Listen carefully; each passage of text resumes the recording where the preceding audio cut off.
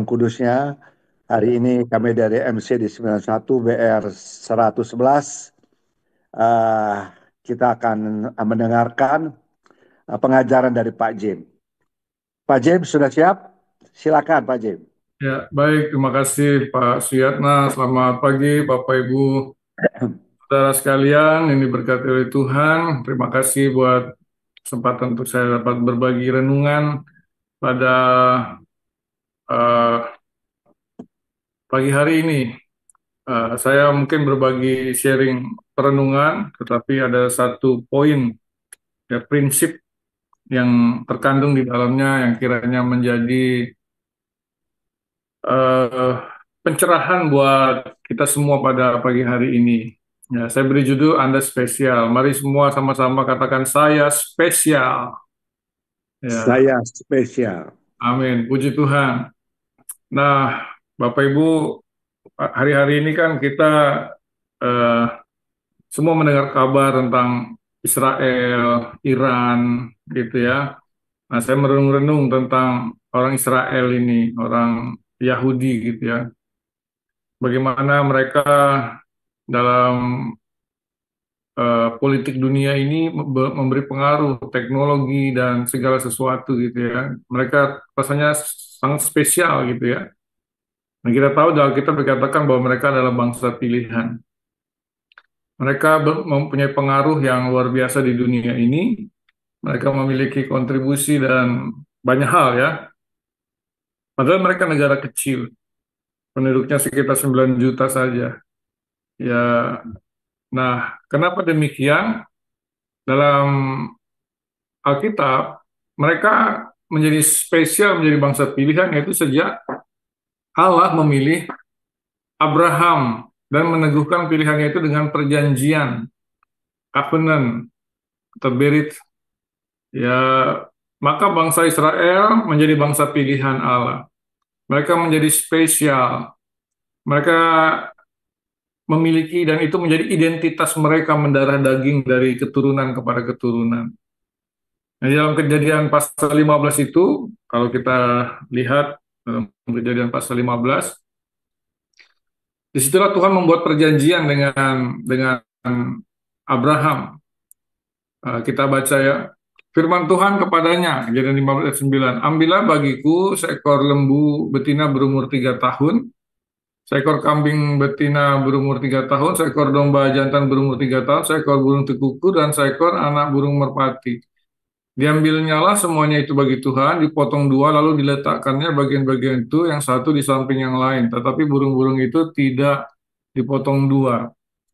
Nah, ini adalah sebuah perjanjian atau covenant yang merupakan perjanjian level tertinggi ya, kalau dikatakan seperti itu. Bukan perjanjian-perjanjian biasa, janji-janji antara ya yang level-level biasa gitu ya, antara perusahaan dengan perusahaan itu semua bisa dibatalkan. Tetapi perjanjian yang dimaksud di sini adalah sebuah perjanjian yang tidak bisa dibatalkan. Dan kalau dibatalkan memiliki konsekuensi. Nah, biasanya orang-orang dalam perjanjian lama kalau melakukan perjanjian ini mereka melakukan ritual seperti ini. Mereka potong binatang, dibagi dua, lalu binatangnya ditaruh di satu sisi satu, satunya di satu sisi yang lain. Lalu yang mengucapkan janji itu akan berjalan di tengah-tengah potongan-potongan binatang itu. Nah, disitulah dia membuat sebuah perjanjian dengan disahkan dengan darah dari binatang-binatang itu. Ya, dan itu nggak bisa dibatalkan. Kalau dibatalkan, maka dia akan menanggung akibat konsekuensi dari pembatalan, dari pengingkaran atau pengkhianatan terhadap janji itu. Nah, Tuhan membuat covenant ini, membuat perjanjian ini dengan Abraham dan itu berlaku sampai sekarang. Jadi Israel yang sekarang itu berada di bawah perjanjian dengan Abraham. Nah, sehingga mereka merasa mereka adalah bangsa pilihan, bangsa yang spesial. Nah, itulah memang orang Yahudi sampai sekarang kayak gitu ya. Mereka memiliki self-esteem, ya, self-esteem yang tinggi. Self-esteem itu adalah penilaian terhadap diri, mencakup perasaan berharga, penilaian terhadap kemampuannya, penerimaan dirinya. Jadi bagaimana seseorang merasa bagaimana seseorang merasa tentang diri mereka sendiri, seberapa besar mereka menghargai dan menyukai diri mereka, terlepas dari kondisi eksternal. Nah, jadi self esteemnya mereka itu tinggi sekali orang Yahudi itu Bapak Ibu. Ya, mereka percaya diri, confident sekali. Bahkan sekalipun ketika mereka jadi orang buangan di Babilonia, mereka tetap memiliki kepercayaan diri itu. Merasa diri sebagai orang pilihan, bangsa pilihan yang spesial gitu ya. Nah, tidak heran muncul orang-orang hebat seperti Daniel, Sadrak, Mesak, Abednego di Babel itu ya, Esther, Mordekai, Nehemia, ya, menjadi juru minuman ketika sudah jadi dikuasai Persia ya. Dan kepercayaan diri, identitas ini mendarah daging, sekalipun mereka jadi hamba, jadi budak gitu ya. Contohnya seorang gadis yang menjadi pelayan di rumah Naaman. Naaman panglima tentara Aram atau Syria sekarang ya. Nah, dia tetap memiliki kepercayaan diri bahwa mereka adalah bangsa pilihan dan memiliki Allah yang besar, sehingga dia berani ngomong sama tuannya, kalau tuanku pergi ke Israel sana, pasti tuanku ini sembuh dari kusta. Wah, ini seorang gadis, seorang hanya pelayan, budak yang dibawa tertawan, tapi dia tetap memiliki kepercayaan diri itu, karena dia merasa dia memiliki Allah dan dimiliki oleh Allah gitu ya. Bahkan ketika di zaman Tuhan Yesus, mereka dijajah oleh Romawi, mereka tetap memiliki self esteem yang tinggi, percayaan diri, identitas mereka merasa bangsa pilihan, orang yang spesial, sehingga bangsa Romawi yang menguasai mereka itu pun mereka anggap tidak layak untuk bergaul dengan mereka. Dianggap kafir dan tidak layak untuk masuk rumahnya. Tidak bisa bergaul dengan mereka ini. Kita ini orang spesial gitu ya. Jadi identitasnya itu ya begitu kuat gitu ya, rasa rasa spesialnya itu ya, walaupun kadang jadi ya walaupun itu membuat mereka jadi kebablasan ya, membuat mereka menjadi eksklusif dan cenderung sombong, menganggap bangsa lain lebih rendah dan seterusnya ya. Tapi itulah identitas, rasa keberhargaan yang membuat seseorang tidak dipengaruhi oleh hal-hal eksternal dan itu mendrive mengendalikan pola hidupnya, pola geraknya, cara dia bertindak. Karena Amsal 23 ayat 7a berkata, Amsal 23 ayat 7a, sebab seperti orang ya, next, seperti orang membuat perhitungan dalam dirinya, demikianlah ia. Jadi kalau kita anggap diri kita berharga, kita anggap diri kita spesial, kita anggap diri kita adalah orang yang pilihan, maka itu kita akan bertindak, akan hidup sebagaimana kita menilai diri kita. Tapi kalau kita anggap diri kita bodoh, gagal, tidak ada yang berubah dalam hidup ini, ya semuanya tidak mungkin, akhirnya kita menjadi para loser semua, orang-orang yang kalah semua. Tidak heran orang-orang Yahudi ini berpengaruh besar di dunia. Ya, founder Google, Sergey Brin, itu keturunan Yahudi. Facebook, keturunan Yahudi. Penemu laser, Theodore Maiman, itu orang keturunan Yahudi. Albert Einstein yang kita sudah kenal, ya, keturunan Yahudi. Microsoft juga, katanya Bill Gates orang keturunan Yahudi. Banyak lagi ya, saudara. Ya, yang pengembang senjata nuklir di Amerika, ya Robert Oppenheimer, fisikawan Yahudi. Yang nemuin bom hidrogen, Edward Teller, keturunan Yahudi. WhatsApp, katanya itu John Com itu adalah keturunan Yahudi. Ya, Rothschild di Amerika, dinasti terkaya itu ya, pencetus bank modern dan pasar uang, orang Yahudi. Nah, sehingga saudara mereka berpengaruh. Kenapa? Karena ada kesadaran dan keyakinan ini yang membuat kehidupan mereka jadi prosper. Ya, mereka mengalami terobosan. Nah, kesadaran dan keyakinan inilah yang kita butuhkan dalam menjalani kehidupan kita di dunia ini, Bapak Ibu Saudara. Siapapun kita, tidak peduli apa profesi pekerjaan, tingkat ekonomi, pendidikan kita, itu tidak boleh mempengaruhi identitas kita, rasa keberhargaan dan keyakinan diri kita akan siapa diri kita. Nah, saya mau berkata kita adalah orang-orang yang spesial, orang-orang yang berharga. Saya jujur sempat jealous ya ketika saya mikir-mikir, apa orang Yahudi ini begitu spesial, Tuhan kayaknya nggak adil. Tuhan ini milih-milih ya. Bahkan darahnya orang Yahudi itu katanya resus apa negatif ya kalau nggak salah apa ya rata-rata mereka itu sampai darah pun agak beda gitu. Nah, tapi setelah saya menggali dan mendalami, ternyata tidak, Tuhan bukan Tuhan yang tidak adil, Dia Tuhan yang sangat mengasihi, dan Dia adalah Tuhan bagi semua bangsa. Sejak Yahudi belum ada, manusia sudah ada, dan Dia adalah Tuhan bagi manusia. Dan kita juga adalah orang-orang spesial. Kenapa kita spesial? Kenapa kita berharga? Kita adalah umat pilihannya sendiri, karena yang pertama, kita ini juga diciptakan menurut gambar dan rupa Allah. Dalam Kejadian 1 ayat 26 ya kan, kita diciptakan menurut rupa dan gambar Allah. Dalam Roma 10 ayat 12, sebab tidak ada perbedaan antara orang Yahudi dan orang Yunani. Orang Yunani ini mewakili bangsa-bangsa non-Yahudi pada zaman itu ya, istilah zaman itu. Jadi nggak ada perbedaan antara orang Yahudi dan orang bukan Yahudi. Karena Allah yang satu itu adalah Tuhan dari semua orang. Tuhan dari semua orang, bukan Tuhannya Yahudi aja. Kaya bagi semua orang yang berseru kepadanya. Jadi kita diciptakan menurut gambar dan rupa Allah.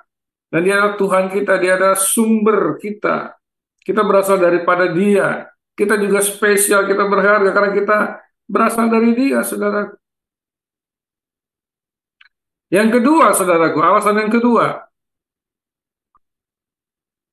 Karena kita ada dalam perjanjian. Seperti orang Israel berharga karena sebuah perjanjian yang dilakukan Tuhan dengan Abraham, dengan Ibrahim. Maka kita juga akan menjadi orang-orang yang berharga karena sebuah perjanjian. Yaitu perjanjian baru yang dilakukan oleh Tuhan.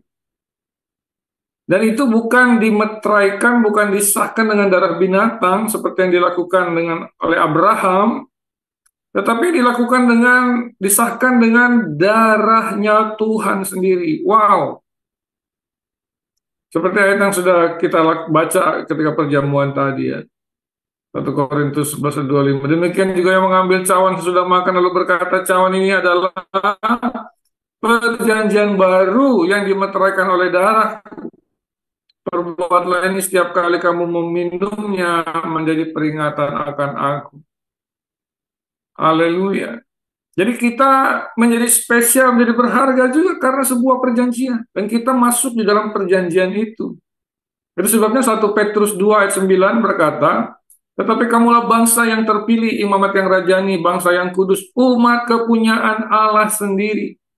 Supaya kamu memberitakan perbuatan-perbuatan yang besar dari Dia. Yang telah memanggil kamu keluar dari kegelapan kepada terangnya yang ajaib. Jadi kita bangsa yang terpilih, Bapak Ibu Saudara. Kita adalah imamat yang rajani, bangsa yang kudus, umat kepunyaan Allah sendiri. Kita spesial. Kita adalah pribadi-pribadi yang dikasihi. Kita adalah pribadi-pribadi pilihan. Kita adalah pribadi yang spesial, kepunyaan Allah sendiri. Melalui apa kita memperoleh kehidupan yang spesial, yang berharga seperti itu? Melalui sebuah perjanjian. Yaitu perjanjian baru yang diadakan oleh Tuhan sendiri kepada umat manusia. Siapapun yang taken kontrak dengan perjanjian baru ini, dia akan menerima segala kemuliaan yang terkandung dalam perjanjian baru tersebut. Taken kontraknya dengan cara apa? Dengan cara percaya dan menerima Yesus Kristus adalah Tuhan dan Juru Selamat, yang datang ke dunia, mati dan bangkit, naik ke sorga, dan Dia adalah penebus kita. Dengan itu kita membuat deal, ya, membuat taken kontrak dengan perjanjian yang kekal itu, dan itu perjanjian itu nggak dibatalkan sampai kesudahannya, saudara. Jadi mari kita menyadari ini dan merasa berbangga, bersukacita karena kita juga spesial. Dan jangan lagi kita merasa kita ini apa ya, bangsa apa, suku apa saya. Di mata Tuhan mungkin saya sebelah mata, tapi kalau ya orang Yahudi itu, waduh, spesial biji mata Tuhan dia. Kalau saya ini apa gitu ya.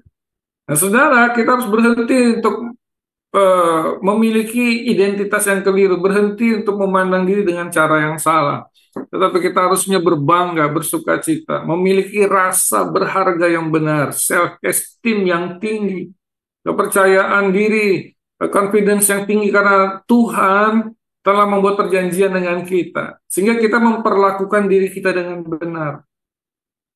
Menjalani hidup ini dengan keyakinan yang benar.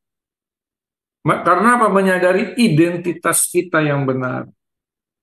Sehingga kita tidak sibuk lagi membanding-bandingkan diri dengan orang lain, mencari rasa berharga lewat hal-hal yang tidak substansi, dengan kekayaan, dengan fasilitas. Ya, orang Yahudi itu identitasnya melekat, sekalipun dia jadi orang buangan, sekalipun dia jadi budak, sekalipun dia jadi orang jajahan, itu identitasnya melekat kan, seperti yang kita bahas tadi. Nah demikian juga kita, Bapak Ibu. Tidak peduli apa keberadaan kita, bagaimana tingkat status sosial, ekonomi, pendidikan, dan sebagainya, kita harus memiliki identitas yang benar tanpa membanding-bandingkan diri. Kita harus punya kepercayaan diri yang benar, identitas yang benar, rasa berharga yang benar. Tidak lagi mengejar rasa berharga dengan hal-hal yang tidak esensi.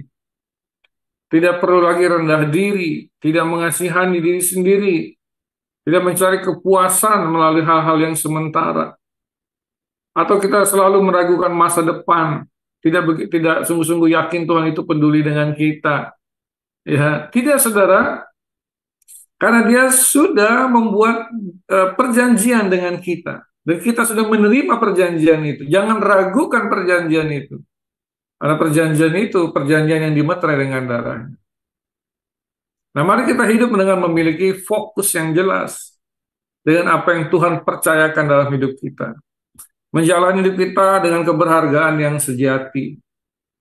Jadi sebabnya kerajaan Allah itu bukan soal makan, minum, pakai, tapi soal kebenaran, damai sejahtera, dan sukacita Roh Kudus. Nah, dengan memiliki pengenalan akan identitas kita yang benar ini, self-esteem yang benar, maka kehidupan kita justru akan menghasilkan hal-hal yang mulia. Berdampak untuk kemuliaan Tuhan. Berdampak untuk perluasan kerajaan Allah. Dan kita berhenti dari melakukan hal-hal yang kosong, yang tidak berarti, yang hanya berfokus kepada pemuasan diri yang palsu. Kita bangga jadi orang Indonesia. Jangan, karena jujur Bapak Ibu, mungkin akar bangsa kita yang dijajah, direndahkan itu ya. Kita jadi merasa tidak berharga, kebanyakan bangsa Indonesia merasa tidak berharga. Makanya kalau sesuatu yang bersifat luar negeri itu kayaknya spesial banget di Indonesia. Ya. Wow, barang impor, wow. Waduh, itu dari dulu seperti itu, saudara. Ya, orang-orang bule datang itu seperti disanjung-sanjung gitu ya. Makanya Indonesia terkenal ramah, tapi sayangnya kelihatannya ramahnya kepada tamu, kepada orang-orang asing. Ya, karena apa? Memandang orang-orang asing itu kastanya lebih tinggi gitu kali, saudara. Karena apa? Kita punya akar yang direndahkan, dijajah, ditindas, hingga merasa tidak berharga gitu ya, tidak cukup percaya diri. Ya walaupun pada waktu-waktu akhir-akhir ini bangsa Indonesia semakin percaya diri ya di kancah internasional, kita doakan dan bangsa kita menjadi berkat. Tapi beberapa waktu yang berjalan selama ini kita tidak cukup percaya diri, kita tidak merasa bangga. Ya banyak orang ingin lebih nyaman hidup di luar negeri, memilih tinggal di luar negeri karena lebih berharga, lebih spesial, lebih lebih ya lebih-lebih lah kalau di sana gitu ya. Barang-barang branded impor, sepatu impor, tas impor, padahal bahan bakunya dibuatnya di Indonesia. Jadi kita spesial di mata Tuhan. Ya. Apapun keberadaan kita, identitas yang benar membuat seseorang tidak dipengaruhi oleh hal-hal eksternal. Mari kita berhenti untuk mengizinkan hal-hal eksternal mengendalikan hidup kita kepada arah yang salah. Tuhan mau kita menjadi versi terbaik yang Tuhan rencanakan dalam hidup kita.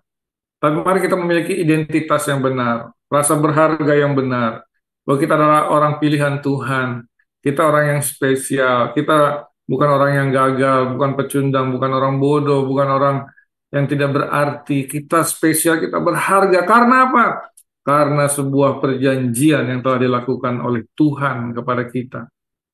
Yang dia sahkan dengan darahnya, dengan menumpahkan darahnya. Bukan lagi dengan darah binatang yang dibelah dua, tapi dengan darah anak domba yaitu Tuhan sendiri. Itu betapa mahal perjanjian ini, saudaraku. Mari kita jalani hidup kita pagi ini, siang ini, sore ini, dengan menyadari saya pribadi yang berharga. Saya pribadi yang spesial. Di mata Tuhan saya ini begitu kepunyaannya, pilihannya. Nah, sehingga apa? Kita menjalani hidup ini dengan melakukan hal-hal yang terbaik. Kita bisa memperlakukan orang-orang lain dengan baik. Karena kalau kita nggak bisa memperlakukan diri kita dengan baik, bagaimana kita bisa perlakukan orang lain dengan baik? Kalau kita tidak dapat mengerti diri kita, mengasihi diri kita, bagaimana kita bisa mengasihi orang lain?